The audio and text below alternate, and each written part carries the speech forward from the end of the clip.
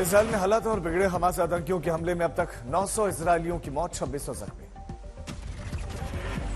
Israel की भी ओर से जवाबी कार्रवाई। गाजा पट्टी की ओर लड़ाकू विमानों ने बरसाए बम। हमास के 500 से ज्यादा ठिकानों को टारगेट किया गया। इसराइल के हमले में गाजा पट्टी में करीब 700 लोगों की मौत, 3700 से ज्यादा लोग जख्मी। गाजा पट्टी में इसराइल के हमले में हमास के कई कमांड सेंटर तबाह, इस्लामिक जिहाद कमांड सेंटर भी उड़ा गया। इसराइली पीएम नेतन्याहू की चेतावनी कि अगले कुछ दिनों में ऐसा करेंगे जिसकी गूंज पीढ़ियों तक सुनाई देगी। नेतन्याहू बोले कि युद्ध के खत्म होते होते दुश्मन जान जाएंगे कि उन्होंने इसराइल पर हमला करके बहुत बड़ी गलती की। इसराइली हमले के बाद से फिलिस्तीन में बड़ी तबाही, मलबे से घायलों को रेस्क्यू किया गया। गाजा में इसराइली हवाई हमलों के बीच में फिलिस्तीनी शरणार्थी शिविर पर हमला, कई वाहन और सड़कें क्षतिग्रस्त। फिलिस्तीन के बाद से लेबनान भी इस हमले में कूदा, इसराइल की जवाबी कार्रवाई तेज। इसराइल के हमलों से फिलिस्तीन तिलमिलाया, यूएन से लगाई दखल देने की गुहार। यूएन प्रमुख एंटोनियो गुटेरेस की अपील, बोले कि दोनों ही देशों के युद्ध और बंधकों की रिहाई हो। गंभीर होती हालत के बीच में मध्यस्थता को तैयार तुर्की। राष्ट्रपति एर्दोगान बोले कि इसराइल और फिलिस्तीन दोनों से सीज फायर की अपील, तभी शांतिपूर्वक समाधान के रास्ते खुलेंगे। इसराइल में हमास के हमले में अब तक 11 अमेरिकी नागरिकों की मौत, राष्ट्रपति जो बाइडेन ने की पुष्टि। इसराइल पर यूरोपीय यूनियन में आज बड़ी बैठक, यूरोपीय यूनियन के सभी विदेश मंत्री लेंगे भाग। इसराइल और हमास से लड़ाई के बीच में ईरान ने बुलाई आपातकालीन आईओसी बैठक, लड़ाई रोकने पर हो सकती है चर्चा। दिल्ली में इजरायली दूतावास और इसराइल से जुड़े हुए तमाम अहम जगहों पर बढ़ाई गई सुरक्षा, खुफिया जानकारी के बाद अलर्ट पर पुलिस। एएमयू में फिलिस्तीन के समर्थन में नारेबाजी पर बढ़ी मुश्किलें, 4 नामजद समेत कई अज्ञात छात्रों के खिलाफ पुलिस ने दर्ज किया केस। पीजीआई चंडीगढ़ में नेहरू बिल्डिंग में लगी भीषण आग, दमकल की टीम ने आग पर पाया काबू। अस्पताल की पहली मंजिल पर लगी आग, बड़े पैमाने पर मेडिकल इक्विपमेंट तबाह, समय रहते मरीजों को दूसरी जगह किया गया शिफ्ट। तमिलनाडु के अलियालूर में पटाखे फैक्ट्री में धमाका, हादसे में 9 लोगों की मौत। दूर तक सुनाई दी ब्लास्ट की आवाज, कई घंटों तक बेकाबू रहे हालात। मुख्यमंत्री स्टालिन ने मृतकों के परिवार वालों को 3-3 लाख के मुआवजे का ऐलान किया। जम्मू कश्मीर के नौगांव में 3 इमारतों में भीषण आग, हादसे की वजह अभी तक साफ नहीं। नोएडा की एक सोसाइटी में लिफ्ट में आधे घंटे तक फंसी रही बुजुर्ग महिला, उनकी बहू और बच्चे, बिल्डर पर गंभीर आरोप। बुलंदशहर में दिन दहाड़े बैंक में लूटपाट, 3 बदमाशों ने वारदात को दिया अंजाम, हुए फरार। लखीमपुर खीरी में 10 साल के बच्चे की मिली लाश, दोनों ही आंखें फोड़ी हुई थी, परिवार वालों का पुलिस पर लापरवाही बरतने का। मिर्जापुर में बीजेपी विधायक ने दरोगा को लगाई फटकार, कार्यक्रम में देर से पहुंचने से थे नाराज। कांग्रेस शासित राज्यों में होगी जातिगत जनगणना, सीडब्ल्यूसी की बैठक के बाद राहुल गांधी कहना। इंडिया गठबंधन में पार्टियों में जातीय जनगणना को लेकर बोले राहुल गांधी, ज्यादातर पार्टियों में सहमति है, कुछ में हो सकती है दिक्कत, लेकिन हम फांसीवादी पार्टी नहीं। जातीय जनगणना को राहुल गांधी ने गरीबों के लिए बताया अहम, कहा कि ये किसी भी जाति या धर्म के लिए नहीं। राहुल गांधी ने बीजेपी पर दागा सवाल, कहा कि हमारे 4 सीएम में से 3 ओबीसी वर्ग के, लेकिन बीजेपी के 10 मुख्यमंत्रियों में सिर्फ 1 ओबीसी। दिल्ली में 4 घंटे तक चली कांग्रेस वर्किंग कमेटी की बैठक, मल्लिकार्जुन खड़गे ने कहा कि विभाजनकारी नीतियां देश के लिए चिंताजनक, इंडिया गठबंधन आगे इसी पर बढ़ रहा। सीडब्ल्यूसी में सचिन पायलट ने अशोक गहलोत की तारीफ की, जातीय जनगणना को लेकर सराहा, सूत्रों के हवाले से खबर।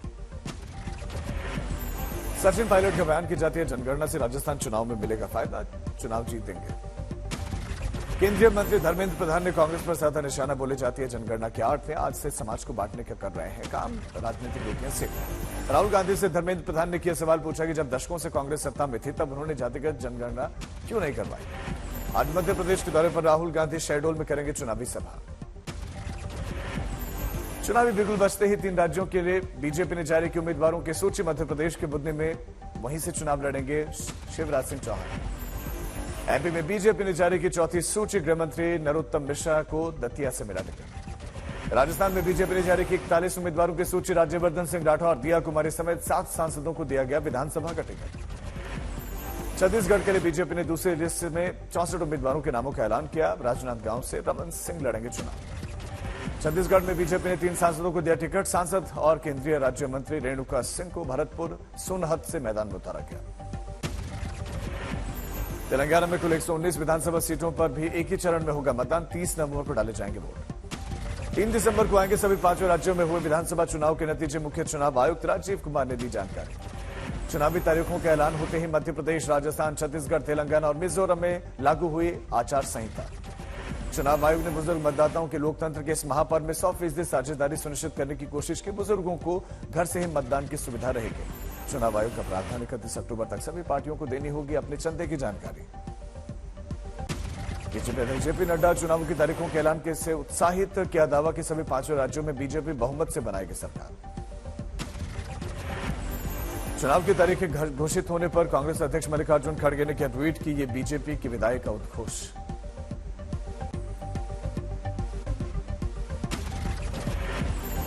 केंद्रीय मंत्री ज्योतिरादित्य सिंधिया ने किया दावा कि मध्य प्रदेश में बहुमत से बीजेपी बनाएगी सरकार। छत्तीसगढ़ के सीएम भूपेश बघेल को अपने कामकाज पर भरोसा, कहा कि फिर से हाथ का साथ देगी जनता। पटना में कांग्रेस नेता डॉक्टर अखिलेश सिंह ने चुनावों को लेकर बड़ा दावा किया, कहा कि 5 राज्यों में चुनाव की घोषणा हो गई और 5 राज्यों में कांग्रेस की सरकार बनेगी। सुकमा में विधानसभा चुनाव से पहले नक्सली साजिश का पर्दाफाश, 8 किलो आईईडी बरामद किया गया, सुरक्षा बलों ने नष्ट किया। कांगड़ा में महिला की मौत के बाद से बवाल, नाराज लोगों ने सड़क पर लगाया जाम, आरोपी पति और देवर गिरफ्तार। हिंगोली में एमएनएस कार्यकर्ताओं को टोल नाके पर प्रदर्शन, टोल नाका मुफ्त कराने की मांग, प्रदर्शनकारी हिरासत में। नैनीताल में अवैध मदरसे पर प्रशासन का एक्शन, जांच के दौरान लापरवाही का खुलासा भी, पुलिस ने किया सील। कानपुर में एक सिपाही पर लगा महिला से शादी के नाम पर शोषण करने का आरोप, पुलिस ने शुरू की जांच। प्रयागराज में अतीक अहमद के दोनों ही बेटे बाल सुधार गृह से रिहा, दोनों अपनी बुआ की कस्टडी में रहेंगे। गढ़वा में बड़े पैमाने पर चला अतिक्रमण अभियान, जेसीबी की मदद से कार्रवाई हुई। मध्य प्रदेश के श्योपुर में कोर्ट परिसर में महिला और उसके परिजनों से मारपीट, पुलिस ने दर्ज किया केस। बांदा में 2 तांत्रिकों ने एक महिला को ठगी का बनाया शिकार, गहनों को लेकर हुए फरार। ग्वालियर में बनिहरी में गांव के सरपंच विक्रम रावत को गोली मारकर हत्या कर दी गई, आपसी विवाद में वारदात को दिया गया अंजाम। इटावा में एक लड़की की हत्या में पुलिस का खुलासा कि बड़ी बहन ने ही वारदात को दिया था अंजाम। बालासोर में जिले में टीचर के पीटने से छात्र की हुई मौत, शिकायत अब दर्ज। बिहार के आरा में लिट्टी और मुर्गा नहीं मिलने पर बदमाशों ने गोली मारकर दुकानदार को जख्मी किया। झारखंड के रामगढ़ में कॉलेज के छात्रों और गांव वालों में भिड़ंत, कॉलेज के रास्ते और बाउंड्री वॉल को लेकर दोनों तरफ से जमकर नारेबाजी। मुजफ्फरपुर में सदर अस्पताल में भारी लापरवाही, बीमार मरीज के टूटे पैर पकड़कर खींचते नजर आए तीमारदार, नहीं मिला स्ट्रेचर। बिहार के सहरसा में मौलाना ने 13 साल की बच्ची को हवस का शिकार बनाया, 3 महीने तक मस्जिद में यौन शोषण करने का आरोप। दरभंगा में रंगदारी नहीं देने पर कई राउंड फायरिंग हुई है, एसपी अवकाश कुमार ने कहा कि जांच हो रही है। चंदौली में नकली नोटों के साथ 2 युवक गिरफ्तार, 55 लाख की नकदी बरामद। रामपुर पुलिस ने 48 घंटे में सुलझाई शादाब की हत्या की गुत्थी, सगे भाई ने ही हत्या की थी। कानपुर देहात में ड्यूटी से लौट रहे होमगार्ड की संदिग्ध परिस्थितियों में मौत, परिजनों ने हत्या का आरोप लगाया। आगरा लखनऊ एक्सप्रेस वे पर पलटी बस, 40 यात्री घायल, टायर फटने से हादसा। पटना के जानीपुर में नहर में गिरी कार, एक शख्स की मौत, मृतक की शिनाख्त हुई। बिहार के नालंदा में महंगा मोबाइल फोन के लिए युवक ने खुद रचा था अपने ही अपहरण की साजिश, पुलिस ने खुलासा किया। महाराष्ट्र सरकार ने शाहरुख खान की बढ़ाई मुश्किलें, शाहरुख खान ने की थी लाइफ थ्रेट कॉल की शिकायत। शाहरुख खान को Y+ सिक्योरिटी, मुंबई पुलिस के 6 कमांडोज 24 घंटे रहेंगे साथ। 25 करोड़ में शूट होगा सिंघम 3 का क्लाइमैक्स, अजय, अक्षय और रणबीर को ज्वाइन कर सकते हैं टाइगर और अर्जुन। भारत में जल्द ही आने वाला है पहला survival thriller web show, Netflix ने एक नई वेब सीरीज काला पानी का ऐलान किया। शेरनी बंद दहाड़ने को तैयार है सुष्मिता सेन, नागिया 3 के धमाकेदार टीजर के साथ सामने आई रिलीज डेट। एशियाड में गोल्ड जीतकर लौटी हॉकी टीम, भारत और दिल्ली एयरपोर्ट पर खिलाड़ियों का जबरदस्त स्वागत, खिलाड़ियों के स्वागत में झूमे और जमकर आतिशबाजी हुई।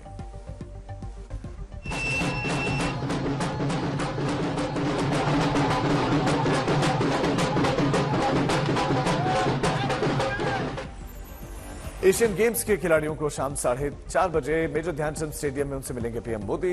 28 गोल्ड समेत 107 मेडल जीतकर खिलाड़ियों ने बनाया है रिकॉर्ड। वर्ल्ड कप में भारत का दूसरा मुकाबला कल, दिल्ली पहुंचे सभी खिलाड़ी, जोरदार प्रैक्टिस। अफगानिस्तान के खिलाफ नहीं खेलेंगे शुभमन गिल, बीसीसीआई ने बताया कि टीम के साथ दिल्ली ट्रैवल नहीं करेंगे, चेन्नई में ही रिकवरी करेंगे।